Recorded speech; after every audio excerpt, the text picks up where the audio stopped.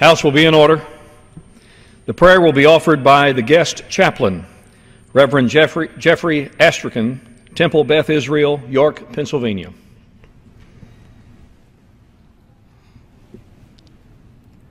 Almighty source of strength, peace, and compassion, I stand humbly before you to ask your blessing upon those who serve our great nation, to all who dedicate themselves to its prosperity and security. Grant to each member of this House the wisdom and vision to look steadfastly toward our future, to labor earnestly for the welfare of all, and to consider wholeheartedly the passion and sacrifice of those who came before us, who helped to preserve and foster the noblest ideals for which our nation stands. Today, especially, we consider the valor of those 4 Army chaplains whose selfless acts of heroism 69 years ago not only saved the lives of others, but inspire us to serve in our own day, to continue our partnership in your ever-unfolding acts of creation on earth.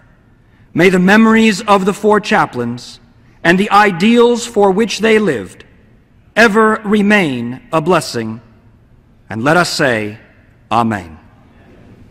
Without objection, the gentleman from Pennsylvania, Mr. Platts, is recognized for 1 minute. Thank you, Mr. Speaker. I'm honored to host our guest chaplain, Rabbi Jeffrey Astrachan, to give today's opening prayer. Rabbi Astrachan is here today to help honor the sacrifice of the 4 chaplains who gave their lives during the sinking of the troop ship Dorchester during World War II. This is especially significant because one of the 4 chaplains, Lieutenant Alexander D. Good, was once a rabbi with the same congregation in York, Pennsylvania, my hometown, that Rabbi Astrachan now serves. Along with the rabbi, I'm pleased to take this opportunity to recognize the courageous sacrifice made 62 years ago by the 4 chaplains, 69 years ago by the 4 chaplains. The Dorchester was torpedoed off the coast of Greenland. Only 230 of the over 900 men on board survived. The survivors recounted the story of the heroic actions of the 4 chaplains of different faiths: Lieutenant Good, Lieutenant John Washington, a Catholic priest, and Lieutenants George Fox and Clark Poling, 2 Protestant ministers. These 4 servants of God spent their last 18 minutes in this life helping their fellow passengers to safety. When there were no more life jackets to hand out, the chaplains removed their own and gave them to shipmates. They were last seen on the hull of the ship, arm in arm, in prayer as the ship sank into the icy waters. Chaplains Hill at Arlington National Cemetery is home to several memorials to chaplains. Last year, the United States House of Representatives adopted legislation to include a memorial to the 14 Jewish chaplains who gave their lives in World War II and the Korean and Vietnam Wars. Today, we honor not just the 4 chaplains of the Dorchester, but the sacrifices and selflessness made by military chaplains of all faiths. Thank you, Mr. Speaker. I yield back.